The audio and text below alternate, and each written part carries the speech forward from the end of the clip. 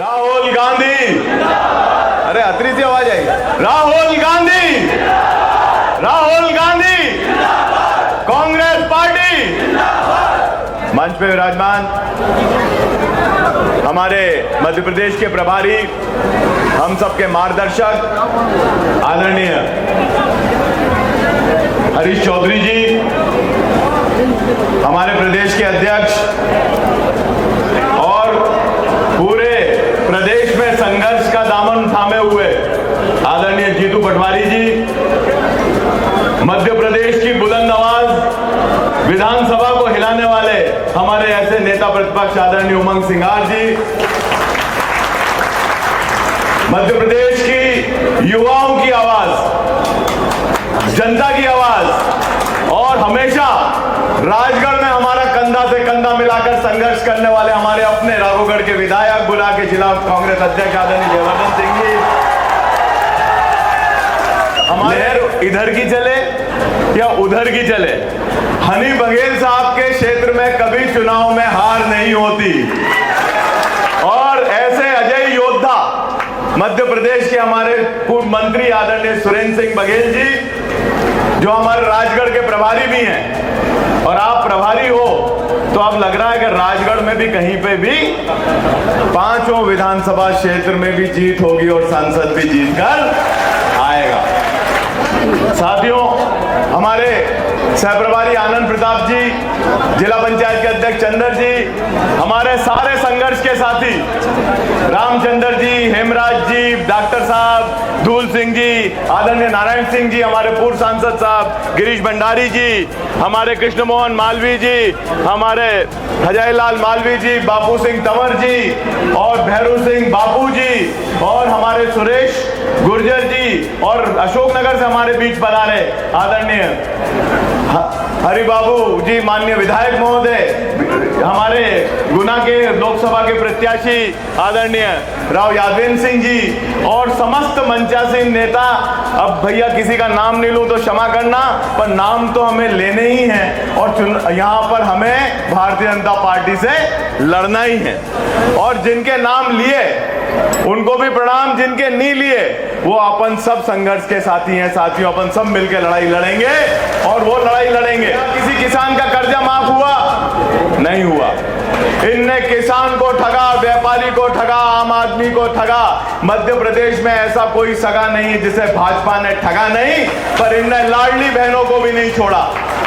ये बहनें आज हमारे बीच में आई हैं, इनको 1250 रुपया मिल रहा है, इनको 3000 देने का वादा किया था, 2 साल बीत गए पर 1 रुपया भी, 3000 रुपया किसी के खाते में बंद है। नए नाम लाडली बहना योजना में नहीं जुड़ रहे हैं, नए नाम जो जुड़ने चाहिए थे, जो हमारी बहनें 22 साल की हो रही हैं, उनको लाडली बहना योजना का लाभ 2 वर्ष से नहीं मिला है। उस योजना का लाभ नहीं मिला जिस योजना के दम पर भारतीय जनता पार्टी मध्य प्रदेश में जीतकर आई थी। वो योजना की हालत यह है तो समझ लो दूसरी चीजों की क्या है। अभी पूर्व वक्ता कह रहे थे कि मोदी जी के जन्मदिन में यहां पर सेवा पखवाड़ा बन रहा है। अरे सेवा पखवाड़ा नहीं, जब से भारतीय जनता पार्टी की सरकार बनी है यहाँ के भाजपा के लोग सिर्फ मेवा खाने में लगे हुए हैं, सेवा करना तो वो दूर तक भूल चुके हैं। किससे संबंध है आपका? ठेकेदार से। किससे संबंध आप भारतीय जनता पार्टी के नेताओं का? आपके भूमाफिया से। और सबसे बड़ी बात, जब हम यहां पर विचार करें कभी तो ये 15 करोड़ रुपए आए थे कि नहीं आए थे? 15 करोड़ हर विधानसभा में, हर विधायक के पास 15 करोड़ आए थे। अब इन 15 करोड़ से गौ माता की अगर गौशाला बनती तो एक ब्लॉक में कितनी गौशाला बनती? एक वर्ष में 40 लाख 50 लाख में भी एक गौशाला बनती तो 15 करोड़ रुपए में 30-35 गौशालाएं तो बन के तैयार हो जाती। गौ माता को आसरा मिल जाता।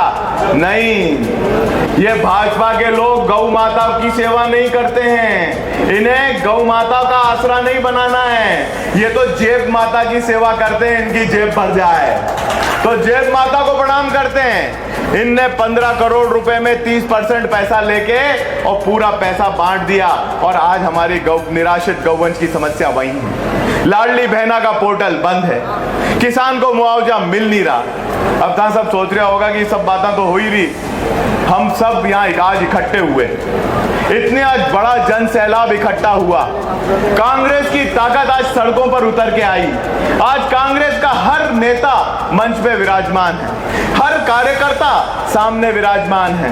एक एक व्यक्ति के मन में ललक है कि हम भारतीय जनता पार्टी को नस्तो नाबूद कर देंगे, है कि नहीं है?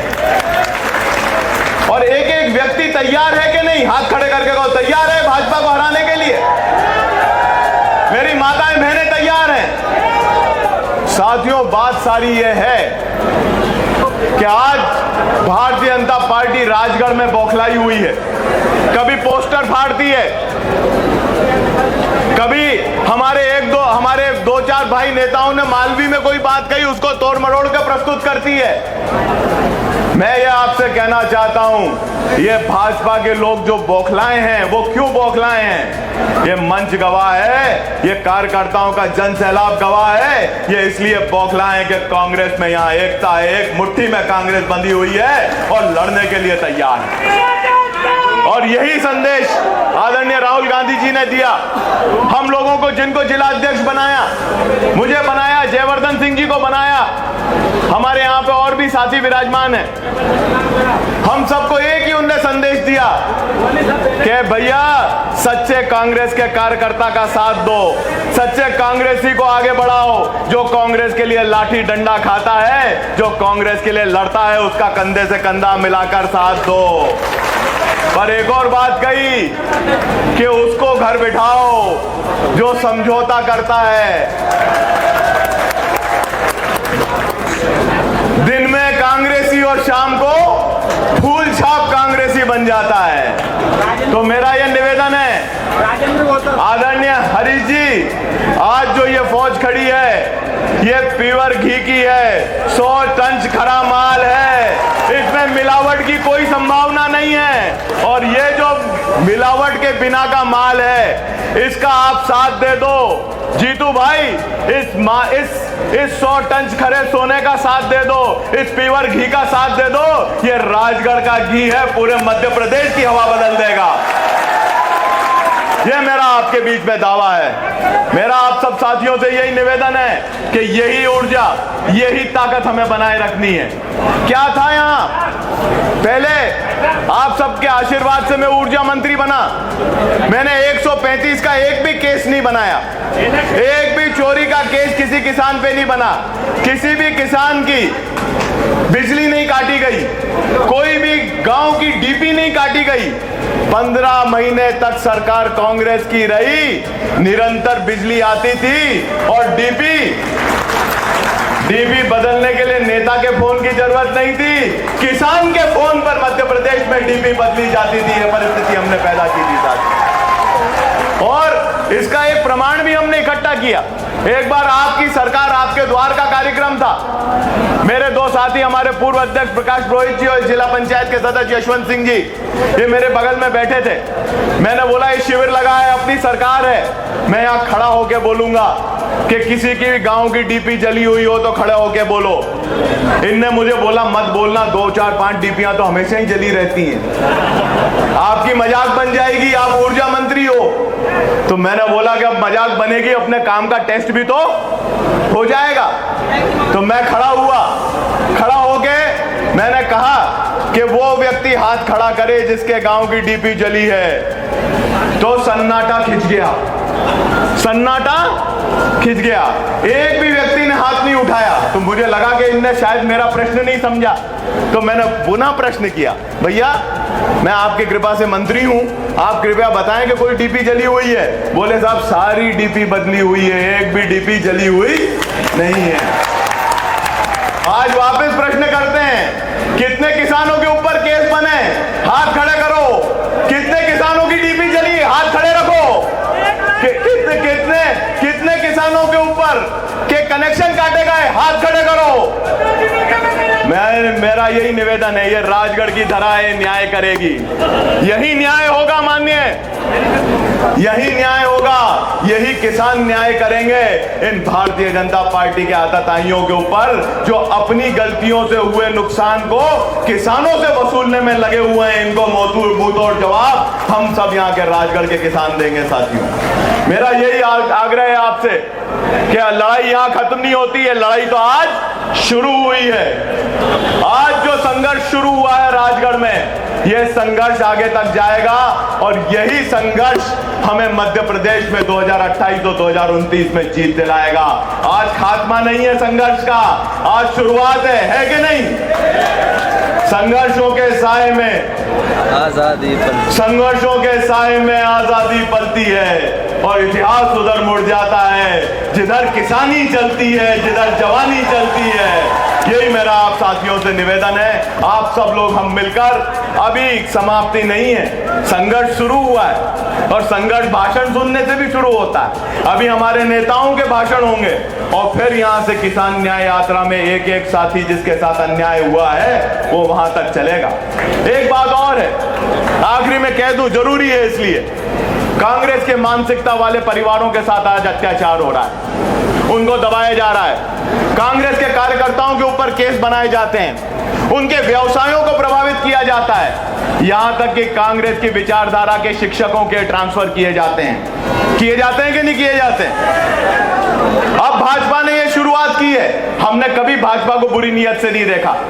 कमलनाथ जी की सरकार थी, शिक्षकों के ट्रांसफर की इतनी बढ़िया नीति बनी थी कि बिना किसी की चिट्ठी के, बिना किसी के टेलीफोन पे जो लोग काम कर रहे थे, हमारे जीरापुर के एक नेताजी हैं, 50 साल से भाजपा का काम करते, उनके पिताजी विधायक भी रह गए, उनके पिताजी विधायक भी रह गए। 50 साल से पूरा परिवार भारतीय जनता पार्टी का झंडा थामे हुए है, पर उनका लड़का कहीं दूर गांव में नौकरी करता था, कहीं कहाँ सतना में, कहाँ करता था, पचकुंद, कहाँ, कौन सी जिले में, मकसूदनगढ़ किले में करता, वहां काम करता था गुना जिले में, और यहाँ राजगढ़ 20 साल में ट्रांसफर नहीं करा पाए और 20 साल में पहली बार कांग्रेस की सरकार बनी और उनके बेटे का ट्रांसफर यहाँ हुआ। हमने उस निगाह से लोगों को नहीं देखा, पर आज ये भारतीय जनता पार्टी के जनप्रतिनिधि, यहाँ के विधायक और यहाँ के सांसद, मैं चुनौती दे रहा हूं सबको कि खूब शासन का दोहन कर रहे हो, किसी के ऊपर रिकवरी निकली हुई है रॉयल्टी वसूल करने की, अभी रुकी हुई है तुम्हारी सरकार है जहां तक, और कोई तीर्थ यात्रा कर रहा है अपने परिजनों के साथ में जनता के पैसे के ऊपर। पर मैं आप सब लोगों को बताना चाहता हूं कि जो ये शिक्षकों के साथ अन्याय कर रहे हो, कांग्रेसी परिवारों के साथ अन्याय कर रहे हो, कांग्रेस के लोगों की व्यवसायों में दखल कर रहे हो, उनकी झूठी शिकायत करवा रहे हो और खुद अवैध काम कर रहे हो, ये लोग सावधान हो जाओ, कांग्रेसी दबेगा नहीं, पर जब मौका होगा तो 100 सुनार की और 1 लोहार की देके बताएंगे कि किस प्रकार से कांग्रेसियों के खिलाफ आप अगर आवाज उठाओगे, कांग्रेसियों को प्रताड़ित करोगे, तो हम राजगढ़ जिले का कांग्रेसी चुप बैठने वाला नहीं है। यही मेरा आप सबसे निवेदन है। साथियों, आप सबने इस धरने को सफल बनाया, मैं आपका हृदय से आभारी हूं और यह विश्वास दिलाता हूं कि आज जो लड़ाई शुरू हुई है इसको अंजाम तक पहुंचाने का आप सबके सहयोग से, एक एक बच्चे के सहयोग से, एक एक युवा जन के सहयोग से, 36वीं कौम के लोगों के सहयोग से, माताओं बहनों के सहयोग से करके दिखाएंगे। यही आप सबका आशीर्वाद हृदय बना रहे। जय राम जी की।